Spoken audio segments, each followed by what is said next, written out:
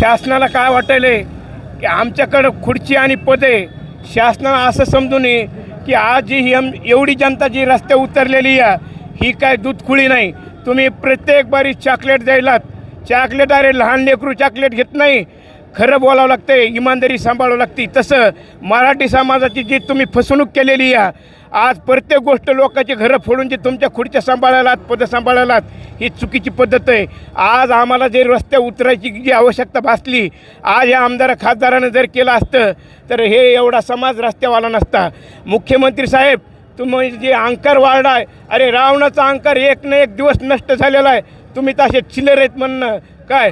आणि हे जे वाद पेटविला या ओबीसीचा काहीच नाही. आम्ही सगळे ग्रामीणला खांद्याला खांदा लावून काम करतो, व्यवहार करतो, देणे घेणे करतो. आबा आमच्यासोबत हे ओबीसी बांधव आहे. मी लक्ष्मण रावण गिरगुणी, राहणार कांसूर.